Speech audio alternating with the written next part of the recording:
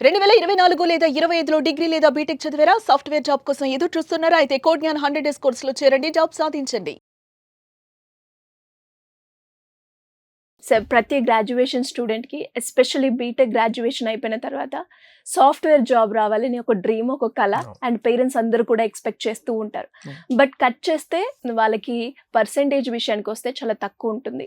బయటికి చెప్పుకోలేరు. కానీ software job మాత్రం కావాలి. అలాంటి వాళ్ళు ఎలా తెచ్చుకునే ఆప్షన్ ఉందంటారు సార్? చాలా మంది ఇప్పుడు ఫేస్ చేస్తున్న ప్రాబ్లం అండి. చాలా తక్కువ పర్సెంటేజెస్ ఉంటున్నాయి. కానీ బయటికి చెప్పలేరు. పేరెంట్స్ ఏమంటారు అన్న ఇష్యూ.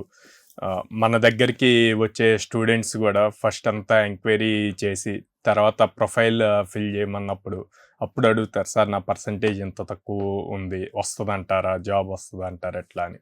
సో నేనేం చెప్తాను అంటే పర్సంటేజెస్ ఓకే, ఇప్పుడు దాన్ని మనం చేంజ్ చేయలేం, కానీ skill set important. Companies skills ఏమున్నాయి అన్నది చూస్తున్నాయి. ఇప్పుడు టెక్నాలజీ చేంజ్ అవుతుంది కంటిన్యూస్గా. మీరు కూడా ఎంత ఫాస్ట్గా న్యూ టెక్నాలజీస్ నేర్చుకుంటున్నారు, ఎంత స్ట్రాంగ్గా ఉన్నారు కోడింగ్లో అన్నవి చెక్ చేస్తున్నారు. అవి ఇంపార్టెంట్. సో ఇక్కడ పేరెంట్స్ వచ్చేసి వీళ్ళని ఎంకరేజ్ చేయాలి.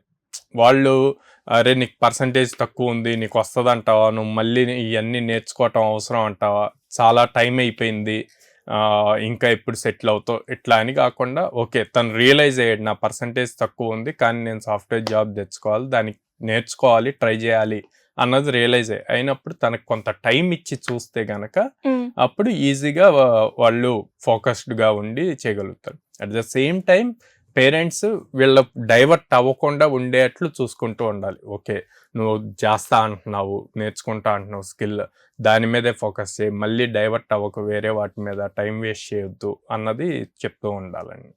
ఓకే వీళ్ళు నేర్చుకోవాలి అన్న డెసిషన్ తీసుకున్నాక ఎందులో ఇంట్రెస్ట్ ఉంది అన్నది కొంత రీసెర్చ్ చేయాలి. అలా రీసెర్చ్ చేయటానికి మనకి ఇప్పుడు ప్రతిదీ మన ఫోన్లోనే ఉంటుంది. సో ChatGPT యూజ్ చేయొచ్చు, లేకపోతే గూగుల్ యూజ్ చేయొచ్చు, జెమినీ AI యూజ్ చేసి వాళ్ళకి ఏం ఇంట్రెస్ట్స్ ఉన్నాయి అంటే లైక్ ఇప్పుడు నేను నెంబర్స్, ఎక్సెల్స్, ఓకే ఎక్సెల్లో ఉన్న డేటాను ఒక స్టోరీ లాగా చెప్పగలను ఇట్లాగా అంటే కనుక డేటా అనలిటిక్స్ సైడ్ కానీ, లేకపోతే నేను సెక్యూరిటీ ప్రతిదానికి సెక్యూర్డ్గా ఉండేట్లు చూసుకుంటాను అట్లా అంటే సెక్యూరిటీ రిలేటెడ్ సైబర్ సెక్యూరిటీ, లేదు నాకు ప్రతిదీ టెస్ట్ చేయటం ఇంట్రెస్ట్ అట్లా అంటే కనుక టెస్టింగ్ సైడ్, లేదు నేను వెబ్సైట్స్ బిల్డ్ చేయగలను నాకు అది ఇంట్రెస్ట్, నేను కొత్త వెబ్సైట్స్ ఎప్పుడైనా వెబ్సైట్ చూసినప్పుడు ఈ వెబ్సైట్ ఇలాగే ఎందుకు ఉంది, ఇలా ఉంటే బాగుంటుంది కదా అని అనిపిస్తుంది, అట్లా అంటే కనుక web designing, web development side choose చేయాలి. ఇట్లా డిఫరెంట్ కెరీర్స్ కానీ చూజ్ చేసిన కెరీర్ మీద 6 months డైలీ 4 hours గనక కాన్సన్ట్రేట్గా వర్క్ చేసి, అంటే ఇక్కడ ఫోకస్ చేసినప్పుడు థియరీ నేర్చుకోకూడదు, అందరు ఇంకా దానికి సంబంధించి బుక్స్, PDF ఫైల్స్ లేకపోతే వీడియోస్ చూస్తూ ఉంటారు. అట్లా కాదు, ప్రాక్టికల్గా ఎవ్రీడే 1% అయినా న్యూ థింగ్ నేర్చుకుంటూ ఉండాలి. అలా ఉన్నప్పుడు ఈ 6 months అయ్యేసరికి మీకు నెక్స్ట్ లెవెల్ స్కిల్ ఉంటుంది మిగతా వాళ్ళతో కంపేర్ చేసి.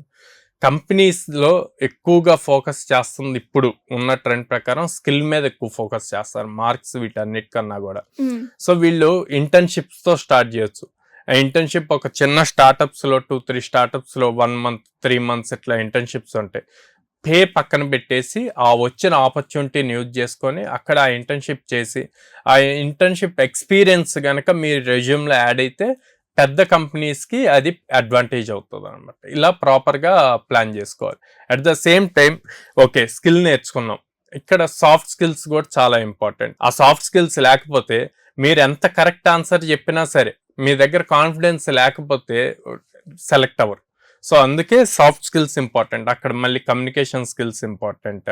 మీరు డైలీ ఇంగ్లీష్లో పర్ఫెక్ట్ ఇంగ్లీష్ అవసరంలా, మీరు చెప్పాలి అనుకుంది ప్రాపర్గా కమ్యూనికేట్ చేయగలగాలి, అది వచ్చేట్లు చూసుకొని ప్రాపర్ ఫాలోఅప్ చేయాలి. అండ్ దెన్ ఫైనల్గా నేను టాపర్ని కాదు నాకు పర్సంటేజ్ లేదు అనుకునే బదులు నేను మిగతా వాళ్ళకన్నా స్కిల్లో టాప్ ఉన్నాను, త్వరగా కిక్గా నేర్చుకోగలుగుతున్నాను అన్నది ఇంటర్వ్యూవర్కి తెలియపరచాలి. ఎలా తెలియపరుస్తారు, మీరు చెప్పే ఆన్సర్స్ని బట్టి అండ్ మీరు ప్రీవియస్ కొత్త టెక్నాలజీస్లో చేసిన ప్రాజెక్ట్స్ని ప్రొజెక్ట్ చేస్తూ కనుక చెప్పాలి. అలా చెప్పగలిగితే కనుక పర్సంటేజ్ తో సంబంధం లేకుండా స్కిల్ సెట్ బేస్ చేసి మీకు ఆపర్చునిటీస్ అంటే స్కిల్స్ ఎక్కువగా మనం ఇంప్రూవ్ చేసుకుంటే మనకి సాఫ్ట్వేర్ జాబ్ అనేది వచ్చే అవకాశాలు చాలా ఉంటాయి. చాలా ఉంటుంది. సో ఆ స్కిల్స్ ఎవరైనా కూడా నేర్చుకోవాలి అంటే జనరల్ గా మీరు ట్రైనింగ్స్ ఇస్తూ ఉంటారు అని చెప్తూ ఉంటారు.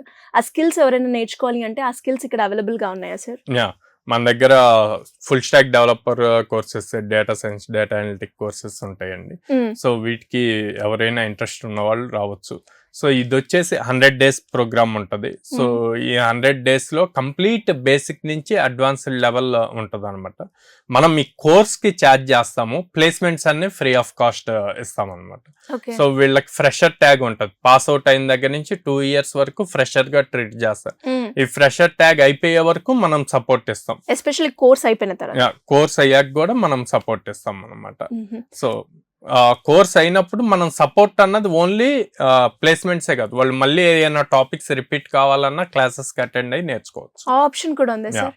అండ్ అలాగే ఈఎంఐ ఆప్షన్ ఉంది. అవును అండి, మనకి ఎక్కువగా బిలో మిడిల్ క్లాస్ ఫ్యామిలీస్ నుంచి వస్తారు స్టూడెంట్స్, వాళ్ళకి ఫైనాన్షియల్ బర్డెన్ అవ్వకూడదు అని చెప్పి ఈఎంఐ ఆప్షన్ కూడా ఉందన్నమాట. ఇంకా ఎవరికైనా కూడా ఇంట్రెస్ట్ ఉండి జాయిన్ అవ్వాలి అనుకునే వాళ్ళు ఏ విధంగా మిమ్మల్ని అప్రోచ్ అయ్యే ఛాన్స్ ఉందంటారు?